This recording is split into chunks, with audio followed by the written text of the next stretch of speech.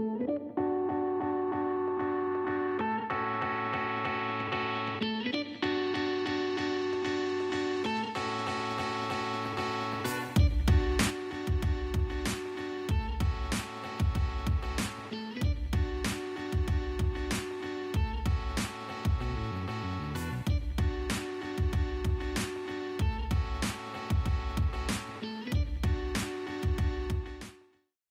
everyone.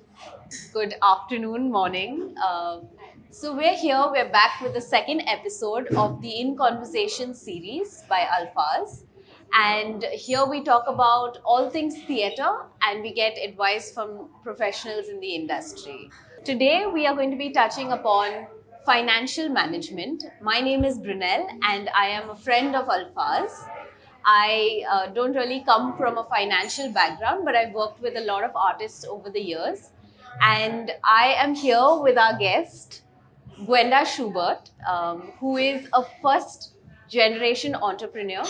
She has worked with the Indo-German Chamber of Commerce, and she is someone who I want to make my role model at this point because she has achieved quite a bit in her career, and she's someone who has made mistakes and she's learned from them, and this has been all through experience, which is something as freelancers and as entrepreneurs and as brands ourselves, when it comes to the creative industry, is something that is very important for us to learn. I want to give Gwenda a minute to just tell us a little bit about what she's been doing and let her introduce her company, because I don't think anyone can do that better than an entrepreneur themselves. So welcome, Gwenda, and you want to tell us a little bit about what you're doing and how the company came about? Sure. Thank you so much for having me, first of all. I'm very honored, and lovely introduction. I specifically love the part where you said that she has done her mistakes and learned from it, because as a true entrepreneur, anyone in this field, as you rightly said, like, I'm a first-time entrepreneur. Nobody in my family has any business background. There's a lot of learning by doing when it comes to like building a business, but also finance. So we'll talk about that. I moved to Bombay in 2014 and started my own company in 2016, which again, something which happened by chance. I run a marketing agency, which is called Dreamers and Creators.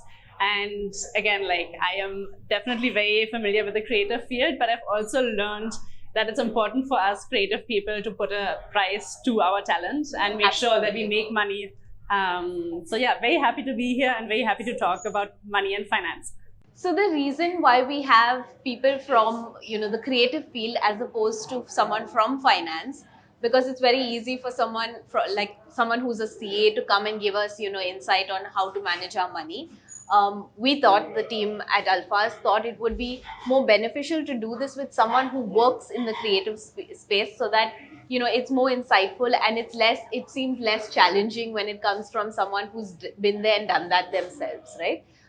So we've got a great session planned. We've got a couple of questions that Gwenda is going to tackle today, and we'll get right into it. Perfect. I'm ready, hopefully. So when it comes to finance, I think there is a lot to talk about. But of course, I think we just want to break this down into a couple of different segments. So in the creator space or in any space in general, right? Like, as young people, we aren't really we aren't taught this in school as to, what do you do with your funds as soon as you get your first paycheck. So what I want to know today from you is, what is that one thing, like what is the first thing that you should do when you get your paycheck? So to give you a very interesting answer to this question, I think there are a few things that you have to do or should do before you even earn your first own money and you get your first own paycheck. And I think the most simple thing is to start tracking how you spend your money. Like, even if you're spending your parents' money, like your family money, basically, pocket money, make sure, and it can be as simple as like having an Excel sheet where you like put down, okay, like today I went to like a Greeners Cafe and I had like a smoothie bowl, put it in the list, right? Like, make sure that you track your money so that you know what you're spending, and then like you can have different categories. Obviously, like then later on you will have categories like, okay, your rent, your utilities, like fixed costs, but also obviously you always have money that you spend for fun, which is very important. Once you track it, you can actually create a personal budget. for things which are like regular things on a monthly basis, like your bills that you have to pay. So financial planning is something that is absolutely important when it comes to, even before you earn your first paycheck. But how would you suggest in terms of, being able to make that plan? Like, what is the first step to that? Yeah, so I think the first step is like the very basic thing is like you cannot make a plan if you don't know what you're doing, right? Or like what is the money that comes in, or like what is the money that you're spending. So tracking your money is very important, and your spendings, and that doesn't have to be like super fancy. I think like one of the biggest things, actually, the biggest problems in personal finance is that we always get very like freaked out thinking it has to be like very like difficult, like crazy Excel sheets or whatever. Like for example, I sit down every Sunday and I just like write down like what I spend my money on. Like I do this for my business as well as my personal finances. And then once you actually track it, you can make a budget. You can realize, okay, actually like this month I've spent like so much on going out and like coffee shops, cafes or whatever. I want to cut this down. Or like you can say that, okay, maybe like you're planning like a holiday that you want to go with your friends. So like you say that, okay, actually I have to like save this much money, right? So that is like where like your budgeting comes into place. So very simple planning basically. Just to have an understanding of what your verticals are that you spend money in. Absolutely. And then because then when you actually make money and when you get your paychecks, then you know, okay, like 40% of my money goes into like my fixed costs. Like maybe you're lucky and you live at home, you don't have to pay rent. Maybe you're unlucky like me and you have to pay a lot of rent in Bombay. So like, okay, like there's this certain amount that like every month will have to go out no matter what, right? Or like your bills or whatever. But then also there will be like, for example, in my personal budget, I have a budget for education, which means like, for example, taking a skill check class. So basically like you will have things like, I have a fun budget, just money that I can spend on whatever I want. That's amazing. That's pretty because great. Then otherwise you feel very guilty, right? Like for example, yesterday I went to the mall with my friend and we were like actually planning to shop for her. But I ended up buying like a book and a dress and like a few other things because I have this much money and then I don't feel guilty or like it's not suddenly like, oh shit, I can't pay my bills because I have like spent on like a new nice dress. So just taking off on that, because we have the Alphas community that's made up of creative people, artists and freelancers more than anything. What would you say is something that that they need to do, which is different from someone who may be someone who's earning a fixed income every month, or a salaried person? What is the difference that that different thing that they should be doing? Yeah, actually, it's a very, very important thing because as a salaried person, you know exactly like what is your income every month, right? As a freelancer, some days you will have a lot of money in your bank account and you feel like you can like own the world, and like 2 weeks later, like there's no paycheck coming in, right? So for freelancers, like the budgeting part is even more important, the tracking is even more important, and being a little more conservative with your money, building up, for example, like an emergency fund, like no, okay, like this is my fixed cost. Let's say like my fixed cost is like 30,000 rupees a month. Then you have like all your extras. Like if there's money, yes, you can spend it. Like you can go to the movies, you can go out with friends. But like 30,000 is what you need no matter what, right? Yeah. So building like an emergency fund where like you have, let's say for the next 3 months, for the next 6 months, you have those 30,000 in your bank account no matter what. And you will not touch that money for fun things. You will keep it there because again, like also as a freelancer, I feel like there's a lot of pressure that you get when there's no money, right? Like you will feel one day that there's money and you can live your normal lifestyle. But then if the money is not coming in, like there's a lot of mental pressure that comes with that. And then like, especially when you're working in the creative field, like it can hinder your career as well. So having that kind of like planning, stability, really helps you like overall, but like definitely make sure that like you don't run into debt, right? So we want to avoid that. So that's a great segue into our next segment, which is to talk about debt, right? So I think when it comes to debt, it's something that as freelancers, like you said, building an emergency fund is something that's very important. But as freelancers, it's very easy to to fall into debt because you want to invest in yourself, you want to put in the work, you want to go for classes depending on what skill it is that you want to excel in. So what would you say are some things that you should avoid doing when it comes to the chances that you could easily slip into debt? Yeah, I think probably the easiest way to like slip into debt is like impulse buying, because and it's like the small little things. It is not like the 10,000 like class that you invest in, because like that is money that you feel is going out. It is like, okay, like 200 rupees here for a coffee, like whatever, like those small things that like end up like, yeah, take, I'll order in like. So I think really what is really important, having a budget, also having a budget which allows you to like build up something, right? So rather than like saying, okay, like let's say you want to take a class, you want to invest in yourself, rather than going into it and saying, okay, I'll pay with it like on my credit card or something, build that fund. For example, have different savings accounts, like have, for example, have one savings account for your emergency fund, but also have one savings account where you put in money like on a regular basis to build up to then take that class, or if it's something for fun, like to take that trip. So basically save up the money before you spend it, I think is really important when it comes to like avoiding debt. At the same time, there might be situations where it makes sense to like either, for example, ask your parents for some money because you want to take a class, so then you can actually earn, or like you can take that next job on. But then like be very aware of the money that you're actually spending, because the thing is, when you spend money that is not your own, like you pay interest on it, right? Whether it is like through a credit card, whether it is like through like the traditional banking system, or even if you are like taking money from your parents. For example, I have taken a personal loan from my dad when I was building my business, and so I know like some parents might be just, okay, yeah, just take the money and build or whatever. For me, it was very important that like I've actually written it down. Okay, this is the amount of money that I'm taking. This is how I'm going to pay it back.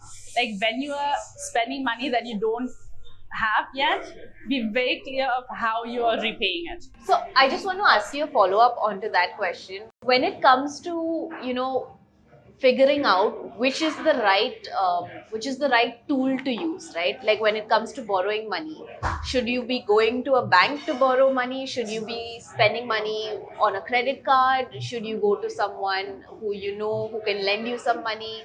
Of course, I know this depends on what the amount is and how well you know these people, but what would you suggest in terms of borrowing money when it's needed? As you rightly said, like it completely depends on the situation, and it also completely depends on you as a person.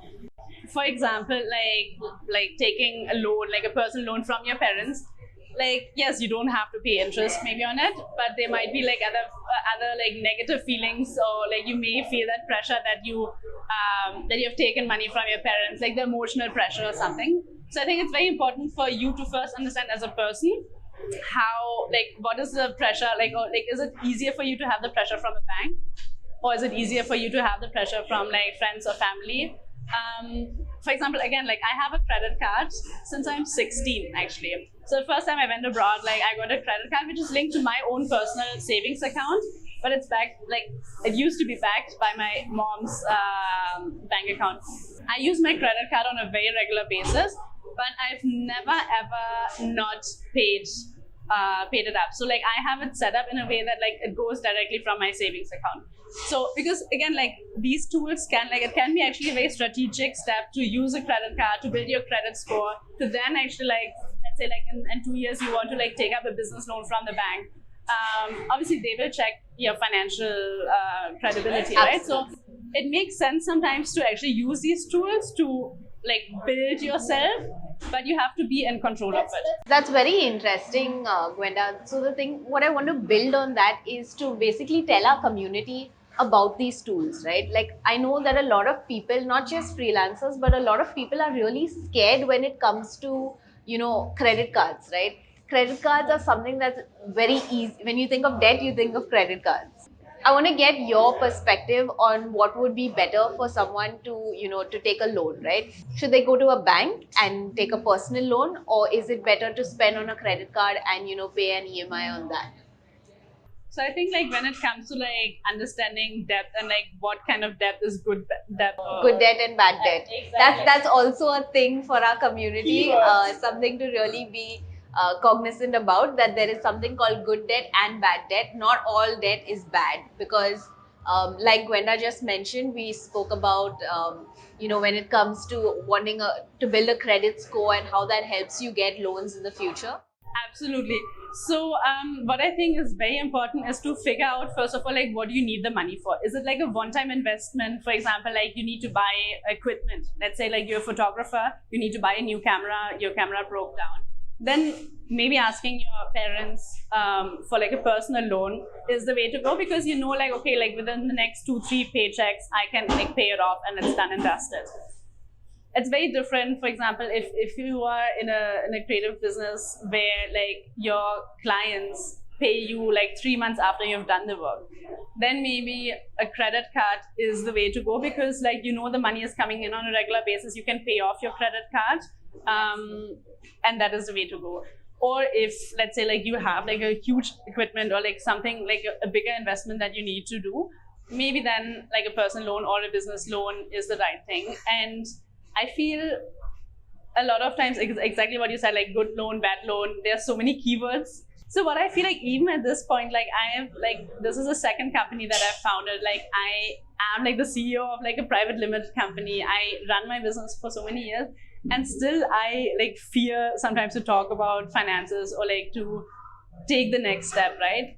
I think the most important thing is to like start the conversation, start the learning. Like if you need, like, let's say like you are in a crunchy situation where you need a loan, right? Like go to your bank, talk to them and ask them like what can they offer. They're your service providers. Absolutely. Like don't think about it, oh my god, it's so embarrassing to go to my bank and talk to my relationship manager. Like, I mean, at least like first of all know who's your relationship manager. Yeah. So you need obviously the help of a bank, right? But then if you have the rapport, if you have the kind of personal connection also with people to ask questions, and again, like in anything, there are no stupid questions. Absolutely. And I think that is the biggest thing, because the reason why wealth is built only in like certain areas and like from generation to generation, traditionally, like from like in the male side of families, is because we don't have these conversations. Like I don't ask my friends like, hey, what are you investing in? Like tell me like what are you, like how are you spending your money? Like how do you make sure that your money grows, right?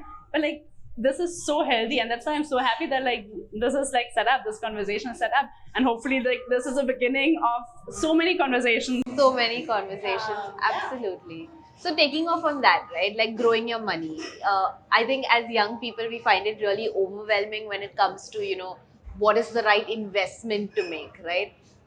So do you have any tips on how to go about with investments? Because of course you built two successful businesses, right? And you currently have your own business where you manage everything, you know what is required, what is not required. You have people that are hired for different tasks. You have an accountant, I'm sure.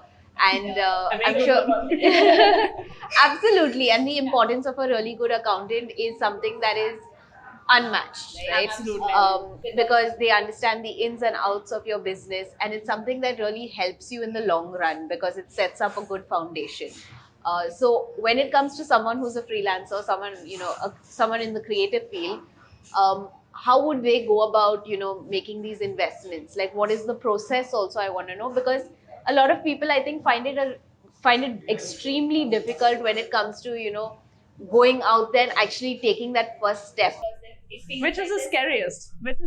Absolutely. That is always the scariest, right? Because they feel like there's so much when it comes to investments, like, and there's so many numbers, there are so many people that you need. So can you just tell us a little bit about how should one who's starting out get into investing their money? I think first of all of you are already investing. You're investing in yourself as a creative freelancer. Like you are like your biggest assets.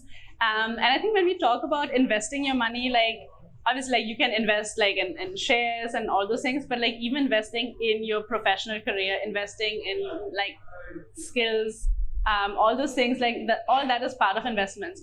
Going back to the very first question that you asked me about personal finances, and I was saying the importance of budgeting. Budget in a certain amount every month or like every quarter that you use to invest.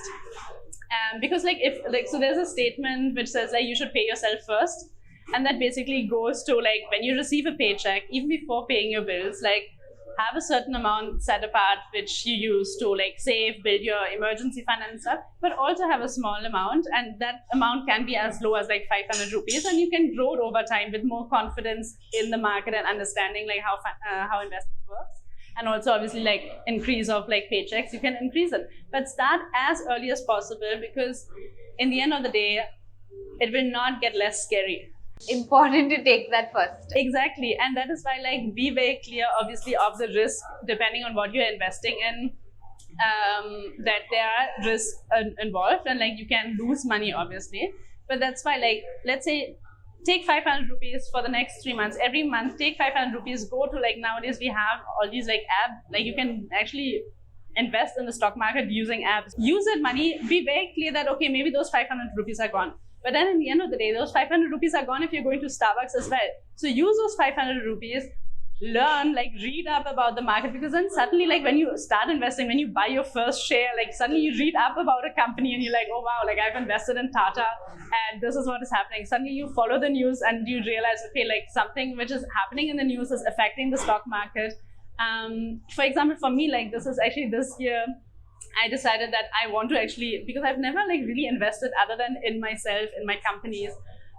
So I decided that I just follow on social media. I follow people who are in this field. So I follow a lot of angel investors, a lot of women in finance, a lot of like CEOs of financial companies on social media, and see like what is surrounding them, like what is the conversation that they are having, right? Because that is where you also like what we like To be plugged in, basically. absolutely, because then like the first time you read maybe a financial report, like you maybe understand like 5 sentences out of 5 pages, right?